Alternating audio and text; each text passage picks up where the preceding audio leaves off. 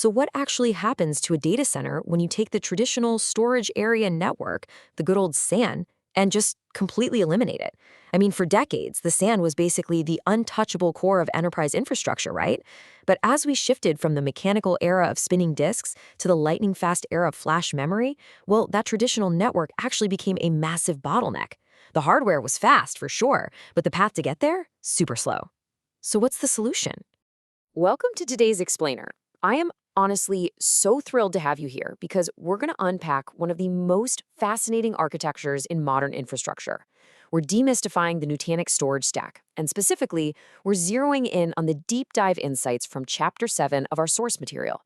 Now, if you've ever looked at Nutanix and felt, totally overwhelmed by the acronym soup, CVM, NDFS, AFD, FSVM, trust me, you are in the exact right place. My goal today is to break this whole thing down, layer by layer, so you know exactly how this system works and exactly where your data is actually going. Here's our roadmap for today. We'll kick things off with the Nutanix philosophy, then dive into the controller VM and NDFS as the core layer.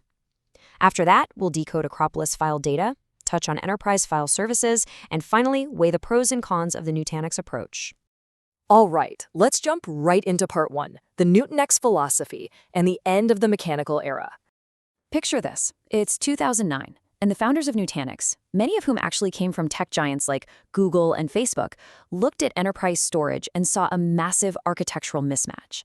Traditional SAN and NAS systems were built for the mechanical drive era, They relied on these large monolithic controllers, super expensive fiber channel fabrics, and incredibly complex LUN management. But then flash storage, NVMe and SSDs hits the scene, and it completely disrupts the latency curve.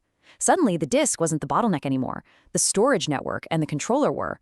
So instead of just slapping a hypervisor on top of that legacy SAN infrastructure, Nutanix solved this by building a software-defined node local storage stack from absolute scratch right inside the hypervisor cluster. It was a real game changer. Moving on to section 2, let's talk about the foundational element of this whole setup, the controller VM. So the controller VM, or CVM for short, this is literally the beating heart of the Nutanix stack. It is a dedicated virtual machine running on every single Nutanix node. What it does is run proprietary storage software that basically grabs all the local NVMe, SSD, and HDD drives on that specific node and transforms them into a single, distributed, replicated storage pool. Because of this CVM layer, Nutanix storage is fundamentally software-defined and no local at the physical level, regardless of what the hypervisor thinks it's talking to.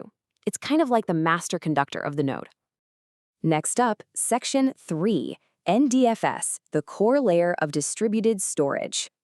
NDFS stands for the Nutanix Distributed File System, though you might also see it called the Distributed Storage Fabric in newer docs. This is the core layer that actually manages your data. On the surface, NDFS plays this really clever trick. It presents storage to your hypervisor, whether that's AHV, ESXi, or Hyper-V, as just a standard, boring old NFS data store, or SMB share.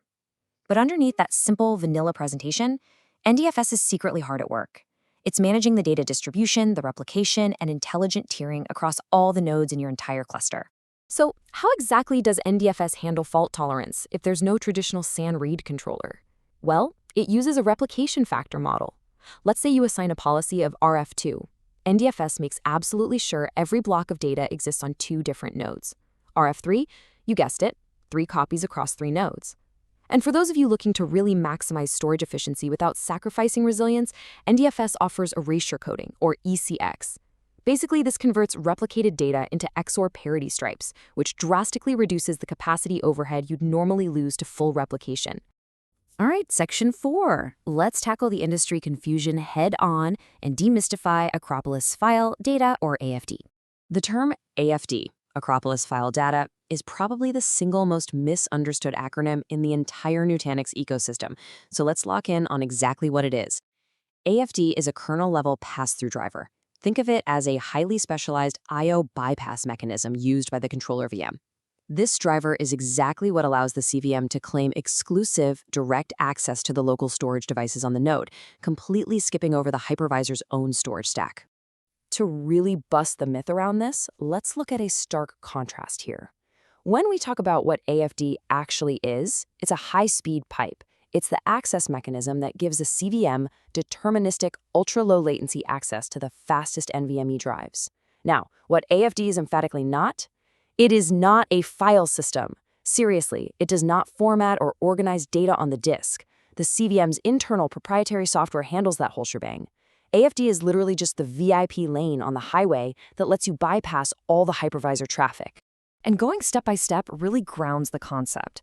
Let's trace a single data write. Step 1, your guest VM issues a write command. Step 2, the local CVM intercepts that write. Step 3, here is where AFD shines. It bypasses the hypervisor storage layer entirely. Step 4, the data is written directly to the physical disk. By completely dodging that hypervisor storage overhead, the CVM essentially achieves bare metal sub-millisecond latency. This right here is why your storage performance stays incredibly consistent whether you're running AHV, VMware ESXi, or Microsoft Hyper-V.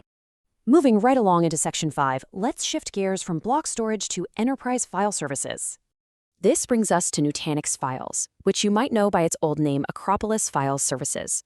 Now, it's absolutely crucial to note that Nutanix Files is a completely separate product from the NDFS core we just discussed.